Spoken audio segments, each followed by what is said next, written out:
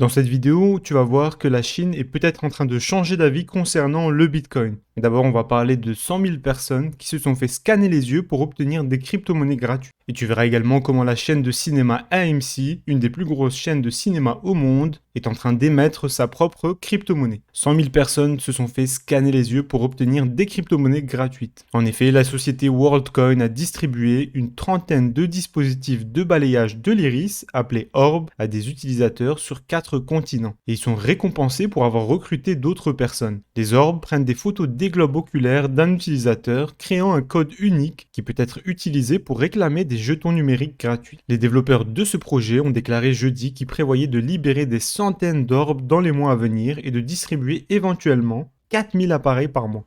L'équipe prévoit de lancer sur le réseau de la crypto-monnaie au début de l'année prochaine et de commencer à distribuer les jetons à ce moment-là. Pour l'instant, elle n'a pas précisé combien de crypto-monnaies les utilisateurs peuvent s'attendre à recevoir. WorldCoin est l'une des tentatives les plus ambitieuses et complexes de distribuer des crypto-monnaies à la population mondiale. À l'instar du concept économique de revenu de base universel, le projet a déjà fait l'objet de fortes critiques et ses propres développeurs admettent que l'issue est pour l'instant incertaine.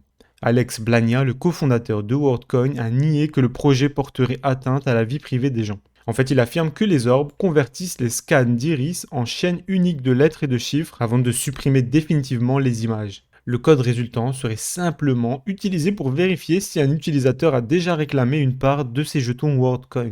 Il a déclaré également « Même si j'avais votre code d'iris sous une forme ou une autre, je n'aurais aucune chance de savoir qui vous êtes réellement sur la blockchain. » Alex Blania a déclaré qu'environ 130 000 personnes s'étaient inscrites au projet jusqu'à présent et que le jeton serait important en tant que technologie pouvant être utilisée pour de nouvelles applications financières. L'équipe à l'origine de WorldCoin a levé 25 millions de dollars en capital risque, dont un tour de table mené par Andreessen Horowitz, qui a valorisé la société Tools for Humanity à 1 milliard de dollars. Sam Altman, l'ancien président de l'accélérateur de start-up Combinator, est également investisseur et cofondateur du projet. Et c'est aussi un fervent partisan du revenu de base universel, un concept qui consiste à fournir régulièrement de l'argent gratuit aux gens. WorldCoin prévoit d'émettre 10 milliards de jetons au total, dont 80% iront aux utilisateurs, 10% aux investisseurs et enfin 10% à une fondation chargée de fabriquer les orbes et de développer le réseau. Alex Blania a également indiqué que les cofondateurs et les employés recevront une partie des jetons de la fondation. Mais il n'a pas voulu s'attarder sur les chiffres. Comme de nombreux projets de crypto-monnaie, les jetons WorldCoin ne sont soutenus par aucun actif dur et leur valeur pourrait fluctuer en fonction de leur popularité.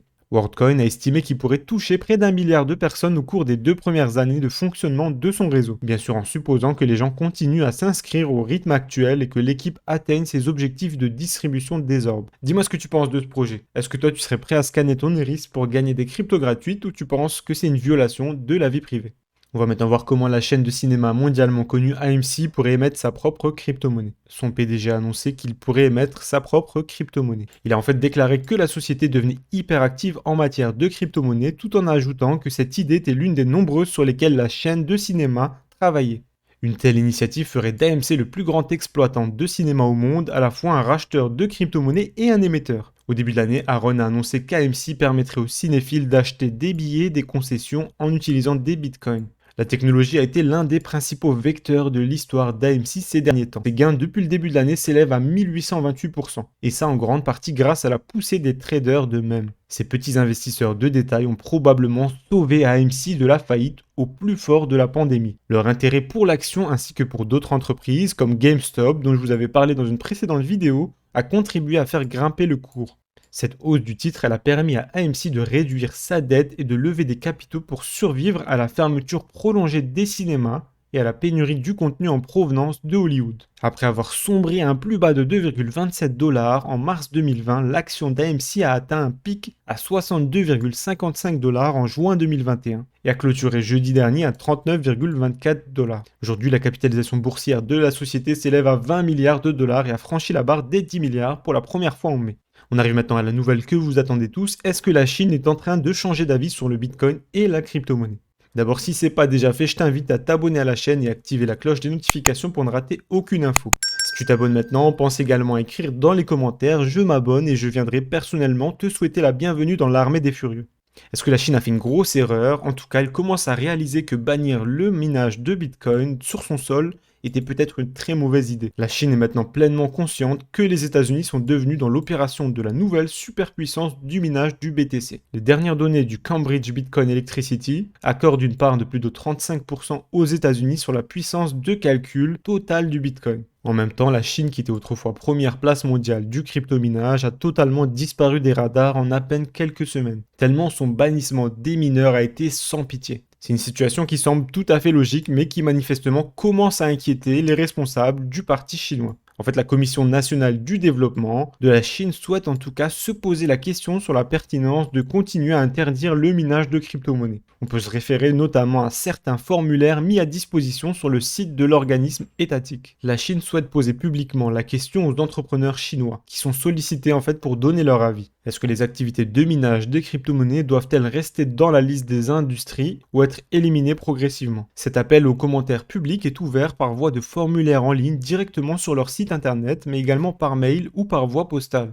Et la consultation restera ouverte pendant un mois du 21 octobre au 21 novembre. Ce qu'on peut dire, c'est que la disparition de la concurrence des mineurs chinois a réellement changé pour le mieux le minage du Bitcoin.